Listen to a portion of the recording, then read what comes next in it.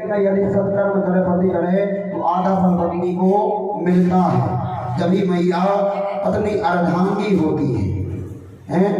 एक बार श्री कृष्ण मिलने जाइए, सुदामा बोले देवी तुम जानती हो मैं मांगता किसी से कुछ नहीं हूँ, घर में कुछ रहना नहीं है, मित्र के घर को गुरु के घर कभी मैया जीवन में याद रखो। मित्र के घर जाओ तो खाली नहीं, गुरु के घर जाना चाहिए, मंदिर जाना चाहिए, खाली हाथ नहीं जाना चाहिए।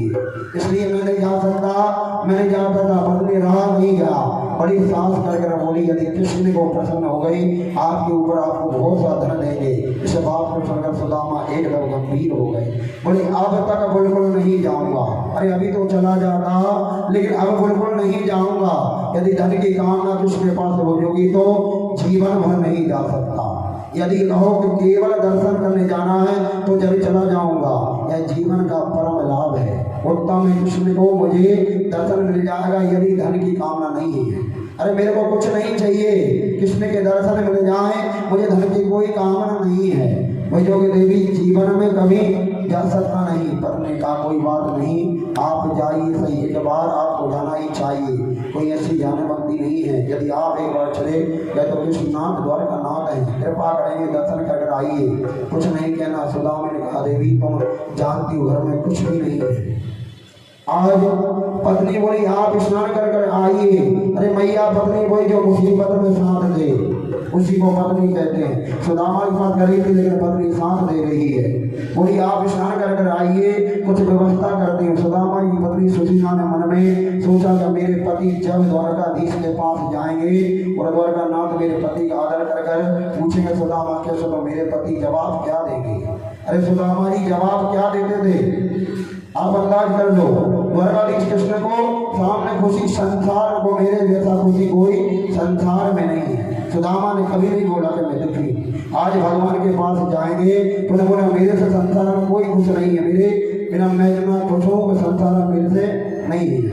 मेरे सन्मुख दूसरी ब्रह्मा जिसकी कोई नहीं है। लेकिन द्वारकानाथ को पता कैसे चलेगा कि मेरे घर में अन्न का दाना नहीं। इसलिए सुदामा की पत्नी ने सुदामा की एक मुट्ठी चावल लाई, 5 घर से चावल गाँव से मुट्ठी झाड़ लाई। सुदामा की पत्नी ने इशारा कर दी थी तो भूरी चावल भर के आया थे, लेकिन एक मुट्ठी चावल लाई। अरे चाहती तो इशारा करते थे भूरी चावल लगाता, 5 घरों से क्यों 5 घरों से क्यों मांग रही है, क्यों 5 मुट्ठी चावल गाँव का चावल एक जैसा नहीं होता भैया। अरे 5 घर के चावल बनाओगे किसी का किसी प्रकार का भिन्न भिन्न हो रहेंगे, कोई टूटा चावल, कोई मोटा चावल, कोई पीला चावल, कोई धान का चावल, कोई चावलों से सुदामा की पत्नी इस कपड़े में बांध दिया।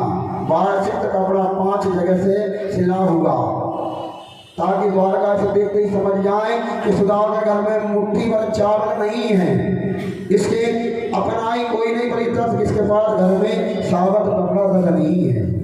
मेरे द्वारकाधीश समझ आए पत्नी कितने सत्य से चीज बांध रही है। अरे भैया चावल मांग के नहीं लाई, चाहे तो बोरी भर आ जाते, लेकिन मेरी बिना मेरा गोविंद कैसे समझेगा।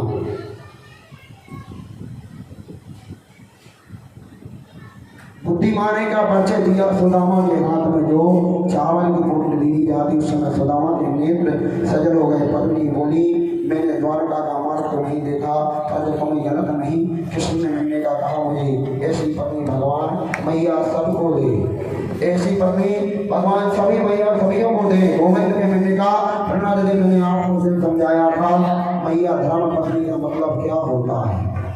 अरे जो धर्म से जोड़े वो धर्म पत्नी है।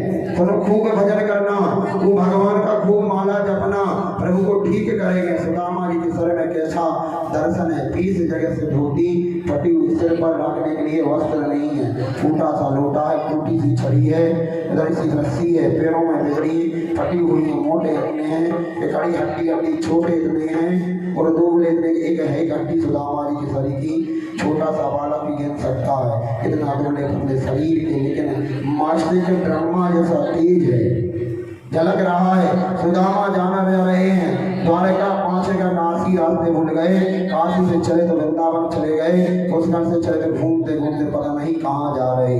घनश्याम तुम ढूंढे जा रहे कहाँ कहाँ, अपने बिहर की याद में दिल खिलारे कहाँ कहाँ। कृष्ण मिलने की कामना है, मन में मेरे गोविंद के दर्शन की दिव्य अभिलाषा है।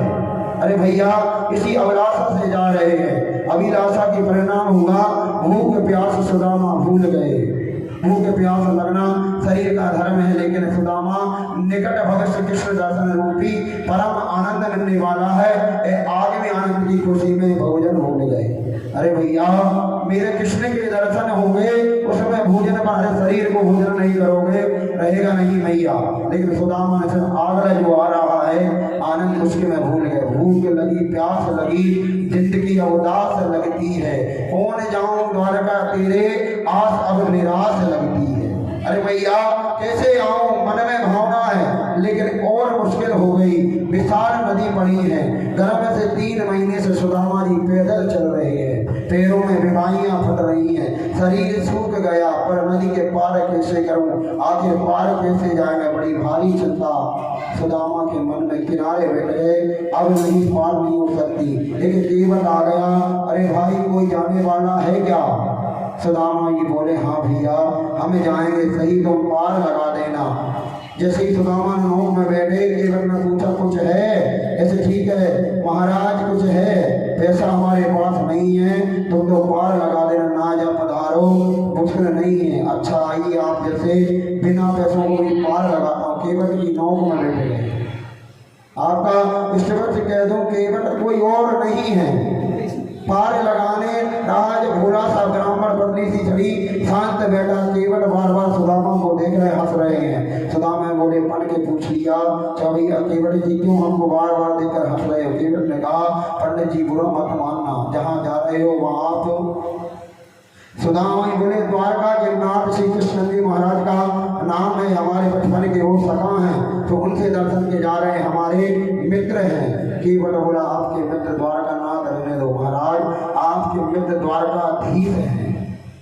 सुदामा बोले कहाँ जाने, जीवन भर नोक चलाई है। अरे भैया तुम क्या जानो, कन्हैया वस्त्र देखता, मेरे गोपाल आभूषण नहीं देखता, ना कभी वस्त्र देखता, ना मेरा गोपाल आभूषण देखता, केवल वो ये देखता